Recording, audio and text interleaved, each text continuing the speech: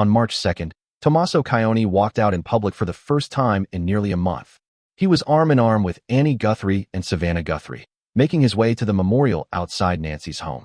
Yellow flowers, handwritten notes, cameras everywhere, and the internet, being exactly what it is, did not watch his face. It did not focus on whether he was crying. It watched how he moved. Because the figure captured on Nancy's porch camera at 1:47 in the morning also had a way of moving. And within hours of that footage surfacing, people had pulled both clips side by side, frame by frame, looping them on repeat. The gait, the shoulder, the stride, the roll of the hips. Thousands of people asking the exact same question out loud. Is that the same man? Welcome back to Cold Case History. I am going to walk you through every detail of this case. The footage, the forensics, the suspect behavior, the DNA, and the digital evidence trail. If you are new here, subscribe now and hit the notification bell. We cover every update on cases like this one the moment they break. And trust me, this one is not finished breaking yet. Let's begin at the beginning. I am not here to hand you a TikTok overlay and call it journalism. I am here to show you something that goes much deeper than a gait comparison. Because regardless of whether Tommaso Cioni was the person standing on that porch, the physical evidence in this case has never pointed cleanly at one person. It has pointed at two. There are two separate DNA profiles recovered in connection with this crime. Two unknown males. Neither one matches Nancy Guthrie. Neither one matches any member of her family. Neither one returns a hit from the FBI's CODIS database, which contains the genetic profiles of over 19 million known offenders. One of those profiles was extracted from biological material collected inside Nancy's home. The second was pulled from a glove discovered 2 miles away. Two people left their biology at two distinct locations tied to the same crime. That is not a theory constructed from speculation. That is physical evidence sitting in a forensic laboratory right now. And it forces you to reread every single detail in this case through a completely different lens, because a lone actor makes this crime nearly impossible to execute. Two people make it logical. And once you understand how the roles divide, how the evidence separates, how 19 years of history connect the two individuals this case keeps circling back to, you will understand why this has gone unsolved and why that window is closing fast. But before I get into names, I need you to understand why a two-person framework explains what the single suspect theory absolutely cannot. Start with the 41 minutes. The doorbell camera went dark at 1:47 a.m. Nancy's pacemaker lost its Bluetooth signal at 2:28 a.m. That is 41 minutes. Someone was inside that house for 41 uninterrupted minutes. Professional residential burglars operate on 5-minute windows. 10 minutes is considered sloppy. 20 minutes is reckless enough to suggest the person has no idea what they are doing. 41 minutes inside a stranger's home in the dead of night is either the single most incompetent break-in ever documented in criminal history, or it is something else entirely. It is someone or two people who were comfortable, who knew the layout of the house before they stepped inside, who were not rushing because they had no reason to fear being discovered. Now think carefully about what had to happen inside those 41 minutes. Nancy had to be located. She had to be physically controlled. The Pima County Sheriff described her publicly as a woman of exceptional mental clarity. She had to be prepared for removal. She had to be guided from her bedroom, through the interior of the house, out the door, and loaded into a waiting vehicle. All while someone simultaneously manages her movement, monitors for external threats, carries any equipment, navigates a darkened floor plan they may or may not know, and secures the exit route. One person doing all of that under those conditions operates at maximum strain. Every additional second inside the home multiplies the risk exponentially. But two people splits every single task in half. One person handles Nancy. One person manages the environment. One guides her through the hallway while the other watches the street. One places her in the vehicle while the other drives. The operational weight that makes 41 minutes suicidal for a single actor becomes methodical and sustainable for a team of two. Former FBI negotiator Chip Massey told reporters directly that controlling an elderly hostage while simultaneously managing the logistics of extraction requires a level of coordination a single operator simply cannot sustain. The Pima County Sheriff himself has declined to rule out the possibility of an accomplice. The evidence does not support a lone wolf. It supports a coordinated operation. And then there is the crime scene itself. Fox News drone footage captured smashed floodlights at the rear of Nancy's property. The doorbell camera covers the front entrance. If one individual neutralized the front camera while a second eliminated the exterior lighting at the back, that is coordinated two-point entry. Simultaneous. Pre-planned. Two people who agreed on timing, on positions, and on specific roles before they ever left the house that night. Now look at the surveillance activity in the weeks leading up to February 1st. The sheriff flagged January 11th as a date of interest and requested neighborhood camera footage, but never publicly explained why that date mattered. Then on January 23rd, someone was captured on a Ring camera walking backward past a house located 6.5 miles from Nancy's. Backward. I need you to understand exactly why that matters. Consumer-grade security cameras like Ring use passive infrared sensors. Those sensors sleep until body heat triggers them. Once triggered, the sensor activates the processor, the lens adjusts, the Wi-Fi connection completes its handshake. That entire sequence takes 1 to 2 seconds. Walk toward the camera in the normal way, and those first 2 seconds record your face as you approach. Walk toward it in reverse, and by the time the camera is actively recording, what it captures is the back of a hoodie. Your face never enters the frame. The person on January 23rd was not randomly walking backward. He was physically exploiting the camera's startup lag with his own body orientation. That is not an opportunist. That is someone who researched the technology, understood the vulnerability, and deliberately deployed it. And when a dog began barking nearby, he ran, but he maintained his backward orientation while doing it. He suppressed the instinctive biological reflex to turn toward a sudden sound. He would rather trip over his own feet than give that camera a single usable frame of his face. That kind of discipline does not come from impulse. It comes from preparation. 9 days later, on February 1st, the same suspect, or at minimum someone wearing the identical Ozark Trail backpack with the same reflective safety strips, walked directly onto Nancy's porch. But this time he was not walking backward. He was calm, unhurried, deliberate. He approached the camera and tapped the lens twice with the casual familiarity of someone checking a piece of furniture they walk past every day. What changed in those 9 days? The answer is straightforward. January 23rd was the test. When no police response materialized the following morning, when no patrol car appeared on the street, when no detective knocked on a door, the suspect learned something critical. He was invisible. February 1st was no longer reconnaissance. It was execution. Before that night, the suspect had also visited Nancy's actual porch, without the backpack, studying the camera at close range. For major networks, ABC, CBS, NBC, and CNN, each independently confirmed through separate law enforcement sources that the suspect had visited the property on multiple occasions before the night Nancy was taken. The Pima County Sheriff's Department characterized that reporting as purely speculative. For networks, for independent sources, all reaching the same conclusion, and the sheriff pushing back against all of them simultaneously. If a single person conducted all 4 of those appearances, January 11th, January 23rd, the unencumbered pre-execution visit, and February 1st, that individual was physically present in the area 4 separate times across 3 weeks. For separate exposures. For separate opportunities to be captured clearly on camera. For chances for a neighbor to notice something wrong. But if 2 people are alternating those appearances, no single individual shows up more than twice. Exposure is cut in half. Risk is distributed across 2 people. And critically, the information gathered during one visit, specifically how to defeat the Ring camera's sensor lag by approaching in reverse, was then successfully applied at a different location. That is not 2 people independently arriving at the same tactic. That is an intelligence transfer between collaborators. So here is the framework this case is built on. One person provides the intelligence, the layout of the house, the exact positions of every camera, whether those cameras are actively recording or simply sitting there as decorative deterrents. The security gate, the medication schedule, the pacemaker, the neighborhood rhythm, the timing of when the street goes completely silent. Everything an outsider would need weeks of careful observation to learn, but that an insider would already know after 20 years of walking through the front door. That person is the architect. He does not appear at the scene. His value is entirely informational. He stays home. His alibi is simply the absence of anything suspicious. The second person provides the capability, the physical willingness to enter a home at 1:47 in the morning, confront an 84-year-old woman, and remove her. The operational experience to manage an active crime scene under pressure without leaving usable forensic evidence behind. The body that matches the FBI's physical description. That person is the operative. He executes a blueprint delivered to him days or weeks in advance. He walks through a door equipped with knowledge he could never have gathered on his own. Now let me show you who the evidence keeps returning to. And I want to be explicit about something before I go further. I am not making accusations.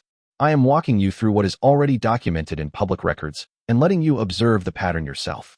The architect profile fits one person in this case more precisely than anyone else. Tommaso Cioni is 50 years old, born in Tuscany. He married Nancy Guthrie, Nancy's eldest daughter, in 2006. 20 years of marriage. 20 years of Friday night dinners. 20 years of walking through Nancy's front door, past her cameras, through her gate, down her hallway.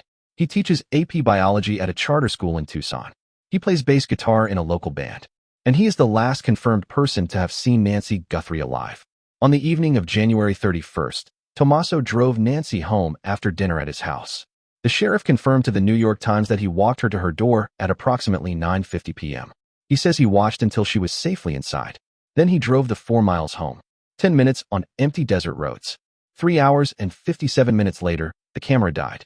No confirmed alibi for Tommaso during that window has ever been made public. No confirmed alibi for Annie either. They share the same home. Whatever alibi one of them provides, the other one confirms it. For miles. 10 minutes. That window is wide enough to drive home. Wait for the neighborhood to fall completely silent. Change clothes. Drive back. Park outside the camera's range. Walk up to a house you know better than anywhere else on Earth. Complete a 41-minute operation, and be back in your own bed before the first light appears over the Catalina Mountains. Body language specialists who reviewed the FBI footage used a specific phrase when describing how the suspect moved across Nancy's porch. They called it ownership behavior. The suspect does not look around for the camera. He walks directly to it. He does not slow down at the door. He knows exactly where the potted plant is positioned relative to the lens. He reaches out and taps the camera with a casual 2-beat rhythm, as if he is checking a piece of furniture he passes every single week. That is not the movement pattern of a stranger. That is muscle memory. 20 years of Friday nights written into a body.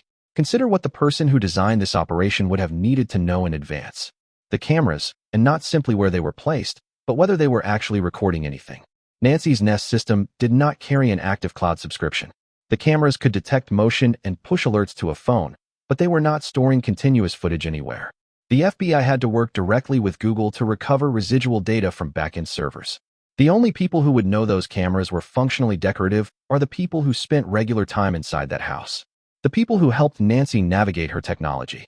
The people who saw the camera mounted by her door every single week and knew she had never paid for the cloud service. The gate. Nancy's property has a wrought iron security gate at the front entrance. In the FBI footage, the suspect passes through it without forcing anything. No pry marks. No tools.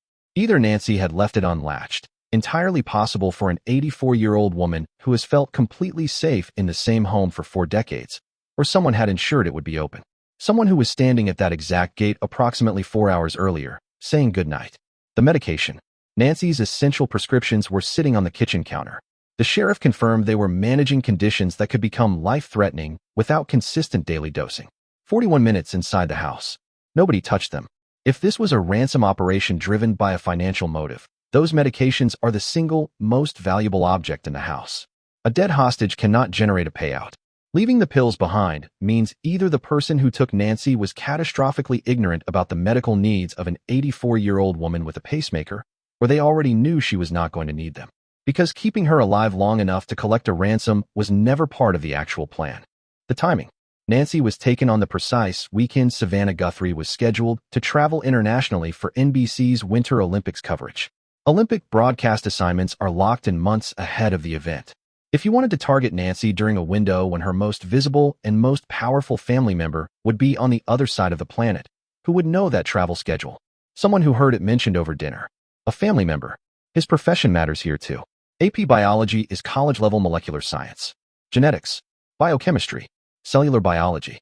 His students learn about PCR amplification, the exact same technique forensic laboratories use to develop crime scene DNA profiles. His students learn about gel electrophoresis, the method that generates the genetic patterns loaded into codies. The suspect on Nancy's porch wore black nitrile gloves, the exact same gloves found in every biology classroom in America. Tommaso Cioni puts on nitrile gloves nearly every working day of his professional life. He teaches students how to handle specimens without introducing contamination. He understands how DNA transfers between surfaces. He knows what a forensic technician is trained to look for. And critically, he knows what they miss. But here is something most people do not know about nitrile gloves. They are not forensic protection. They are rated for chemical resistance. Micro tears develop during physical exertion, particularly at the fingertips. Perspiration accumulates inside the glove within minutes of sustained activity. If you are wearing nitrile gloves while physically handling an 84-year-old woman, controlling her, carrying her, loading her into a vehicle. Sweat pushes through the material. A biology teacher would know that, which means a biology teacher would also know to dispose of those gloves immediately after completing the operation. Not at the house. Miles away. Somewhere no one would think to look until it was far too late. Someone found one anyway. 2 miles from Nancy's home. DNA from an unknown male recovered from inside it. No match in Cody's. No criminal record on file. Tommaso Cioni has no criminal record. His DNA is not in Cody's. If that glove belonged to him, the forensic result would look exactly the way it currently looks. Unknown. No match. Now look at the rest of the suspect's equipment and ask a question that the mainstream media has consistently failed to ask properly. Why was it so obviously cheap? A $20 Ozark Trail backpack from Walmart, equipped with reflective safety strips that glow under infrared lighting like a neon sign. A basic ski mask. A belly band holster strapped over a thick jacket, worn in the entirely wrong position. Firearms expert John Correa publicly stated that nobody, with even a single day of tactical training, would configure a holster that way. The entire outfit, everything combined, probably cost $70. People who want to defend Tommaso Cioni love this detail. They say he is too intelligent to look that incompetent. An AP biology teacher would never show up to commit a crime dressed like he assembled his kit from the clearance bin at a discount retailer. But flip that argument completely. If you are a methodical, educated person planning a crime you absolutely cannot be connected to, one of the most important things you can control is the behavioral profile the FBI constructs to describe who they are looking for. If the suspect arrives in professional gear, night vision equipment, a signal jammer, a suppressed weapon, tactical clothing, the profilers describe a disciplined, trained, highly educated individual. That description narrows the field of suspects very quickly. It points directly at people like science teachers. But if you deliberately assemble the worst possible gear, the cheapest backpack available, the wrong holster, the reflective strips you absolutely should have cut off, you construct a character. The profilers describe a disorganized, impulsive offender with no planning ability. And they stop looking at the methodical educator sitting 4 miles away. That is not incompetence. That is a costume deliberately designed to misdirect a federal investigation. And 1 month into this case, law enforcement has not publicly named Tommaso Cioni as a suspect. The costume is doing exactly what it was designed to do. In May 2025, 8 months before the kidnapping, Tommaso signed a durable power of attorney granting any control over his financial affairs and property decisions. Legal professionals note that this document is frequently associated with real estate transactions. The document exists. The timing exists. The kidnapping exists. Former NewsNation journalist Ashley Banfield reported that a law enforcement source with direct knowledge of the investigation told her Tommaso was being treated as a prime suspect. The sheriff later made a public statement clearing the family. But federal agents returned to Annie and Tommaso's home more than 5 separate times. They removed items in brown paper evidence bags. Annie's vehicle was impounded and towed away for examination. Their septic system was inspected. Security cameras were physically removed from their property. You do not conduct that level of investigation on people you have cleared. If you're still here, subscribe, because cases like this only work when people stay. And tell us where you're watching from. I love seeing my global family represent. Drop your country or city in the comments. For weeks after Nancy vanished, Tommaso Cioni was invisible. Every other member of the Guthrie family put their face in front of a camera. Savannah posted videos begging for her mother to be returned. She offered $1 million reward. She cried publicly and said that every hour had been agony. Cameron spoke directly to the kidnapper on video. Annie cooperated with investigators. Every single member of this family screamed into the void for help, except one. Tommaso Cioni issued no statement. He appeared in no video. He gave no interviews. He did not stand beside his wife while she begged the entire world to help find her mother. The man who drove Nancy home on the last night she was seen was absent from public view for the better part of a month. Reporter Brian Inton told Megyn Kelly that Tommaso had not been seen in nearly a week. Big beard. Highly recognizable. Gone. If your mother-in-law is missing and the entire country is searching for her, and your wife is publicly falling apart, you speak. You beg. You appear on every camera available and tell the world that you love that woman and you need her found. That is what innocent people do. The grief becomes too enormous to contain. It overflows whether a person intends it to or not. Silence is a deliberate choice. And it is the choice people make when their attorney has advised them that everything they say is a potential exhibit at trial. He finally appeared on March 2nd, 1 month after Nancy was taken, walking with Annie and Savannah to the memorial. No statement. No interview. No public plea. Just a walk to the flowers with the cameras watching. Consider carefully what changed between weeks of deliberate invisibility and a carefully timed public appearance on the 1-month anniversary. Now, the operative. The FBI's physical description of the suspect on Nancy's porch is male, 5'9" to 5'10", average build, dark clothing, ski mask, nitrile gloves, Ozark Trail backpack, and facial hair, specifically a mustache or goatee visible beneath the mask. Former FBI profiler Jim Clementi identified what he believed to be a tattoo or distinctive marking on the suspect's right wrist. For the first several weeks of this investigation, commentators argued that Tommaso was too tall to be the porch suspect. People online stated he stood 6 feet tall. That gap was the most powerful single argument pushing against him being the physical person on the porch. And it is also the argument that made a second person necessary. Dominic Evans, 48 years old, elementary school teacher, drummer in a band called Early Black with Tommaso Cioni since 2007. 19 years. They found each other through classified advertisements. Evans located guitarist Walter Goncalves through Craigslist. Cioni answered a listing in the Tucson Weekly. They recorded their debut album at Loveland Studios in late 2009. They named it Life, Love, Murder, for words selected deliberately by 3 men to represent their shared artistic identity. 2 of those words are love. 1 is murder. Album titles are not forensic evidence, but they are transparent windows into the people who chose them. Evans stands at approximately 5'9", average build. He has been photographed publicly with a mustache and goatee that matches the FBI's description point for point. In performance footage from Early Black reviewed by online investigators, a marking is visible on his right wrist that appears consistent with what Clementi identified in the FBI porch footage. Every specific data point in the FBI physical description, height, build, facial hair, the possible wrist marking, maps directly onto Dominic Evans. And yet the height argument that was supposed to separate Tommaso from the porch suspect may not hold. His exact height has never been officially confirmed anywhere. When he walked alongside Savannah Guthrie to the memorial on March 2nd, Savannah is publicly reported at 5'10". In the footage, Tommaso is not noticeably taller than her. Some frame-by-frame analysis places him at roughly half an inch shorter, putting him at approximately 5'9.5", inside the FBI's stated range. The single detail that seemed to eliminate him may not eliminate him at all. Evans carries felony records in Pima County: burglary, robbery, theft, embezzlement, DUI. These are entries in the Pima County Judicial Database. Burglary is unlawful entry into a structure with intent to commit a crime inside. Robbery involves taking property from a person through force or the threat of force. The documented skill set in those records, entry, confrontation, and taking, overlaps with surgical precision with what happened inside Nancy Guthrie's home in the early hours of February 1st. There is a forensic detail about those records that matters enormously. Neither DNA profile from this case matched anyone in Cody's.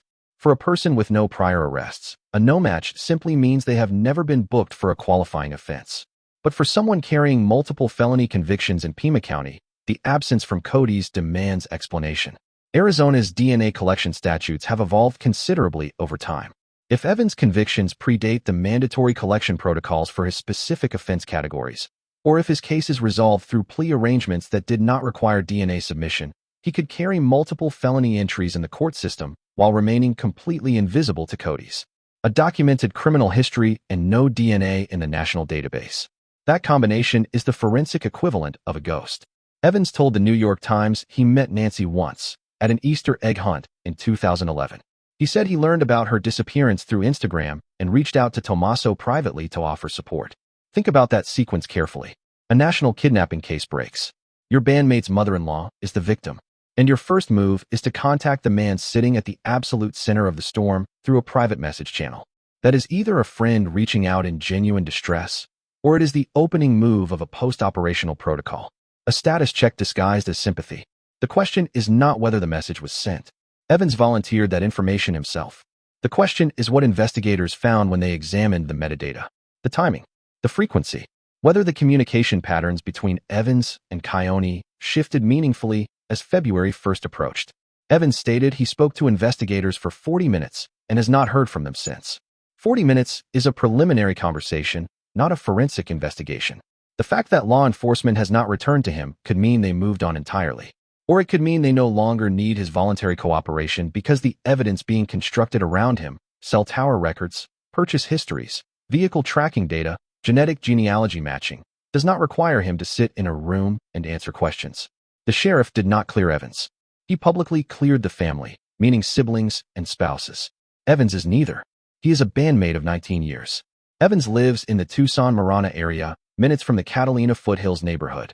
Some reporting has connected him to a property in Rio Rico, 60 miles south along Interstate 19, running directly toward the Mexican border. The FBI has publicly confirmed active contact with Mexican law enforcement through its sub-office in Sonora.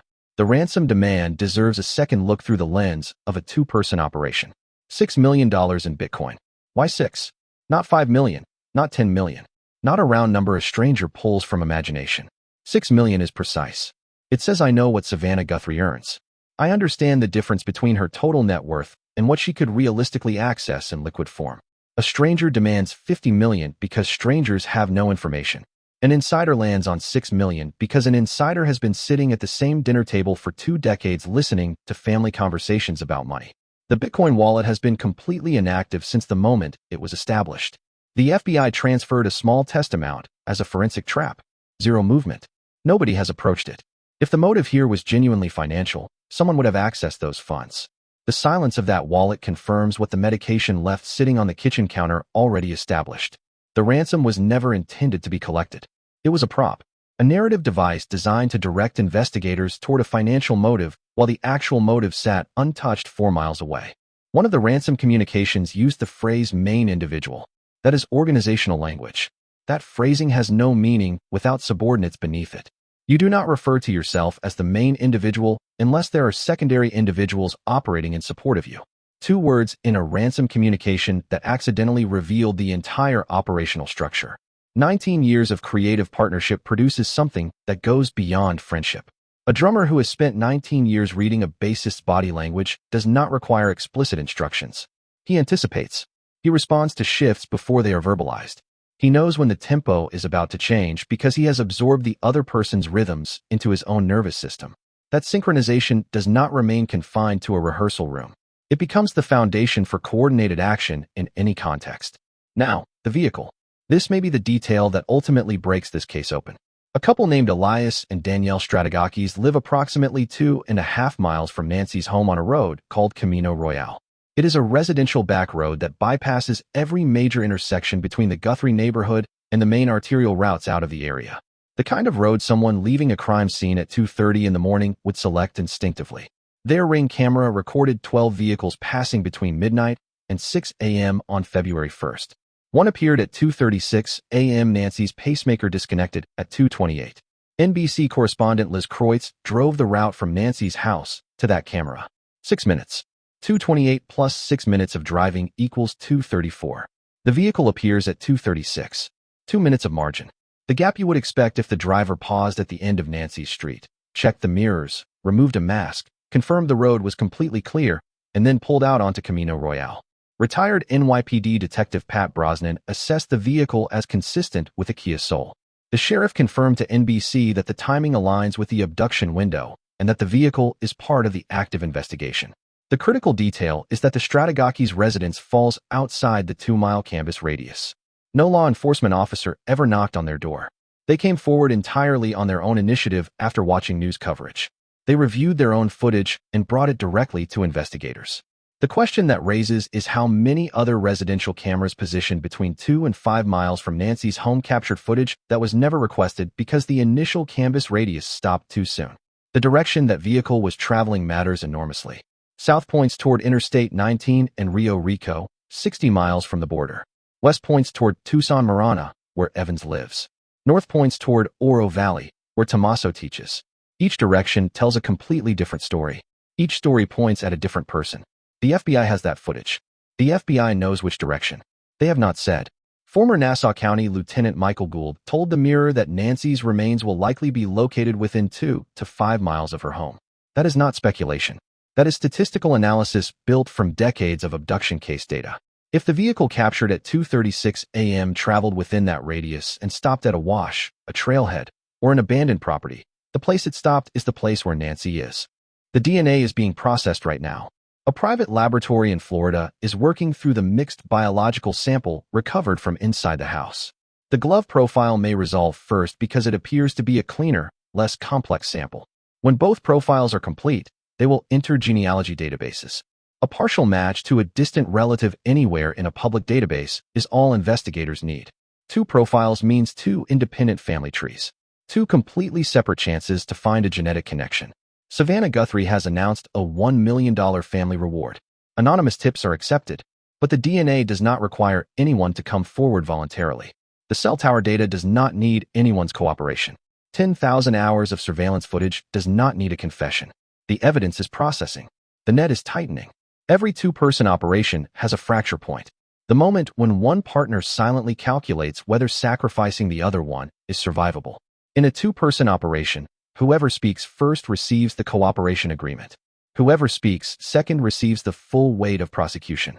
$1 million, payable in cash, accepted anonymously, makes trust the most fragile commodity in the state of Arizona right now. The architect knows the operative can end him with a single phone call. The operative knows the architect will deny everything and let him absorb the entire sentence alone. Neither one trusts the other completely. Because whatever connected them, 19 years of rehearsals, late nights in a recording studio, shared stages, shared silences, was built for music. Not for this. And the weight of what happened inside that house at 1:47 in the morning on February 1st is heavier than anything they ever recorded together. Someone in Tucson knows something. A neighbor, a colleague, a former student, a family member. Someone registered something that did not fit at the time. A late drive on an unusual night. A whispered conversation that felt wrong. A purchase that did not make sense given the person making it. That person may be watching this right now. If you have any information about the disappearance of Nancy Guthrie, contact the FBI tip line at 1-800-CALL-FBI. The family reward is $1 million. Tips are accepted completely anonymously. Nancy deserves to be brought home, and the people responsible for taking her deserve to be in a federal courtroom answering for it. If this video gave you something the mainstream coverage has not, share it. Right now, send it to someone who follows this case. Every view this video receives keeps pressure on the investigation at a moment when public attention is the most powerful tool available. Subscribe to Cold Case History if you are not already here. Turn on the notification bell because when the DNA results come back and when the first arrest happens in this case, I will be covering every detail the moment it breaks. Drop a comment below and tell me which piece of this evidence you think matters most. The glove DNA, the Bitcoin wallet, the vehicle on Camino Royale, the ransom language.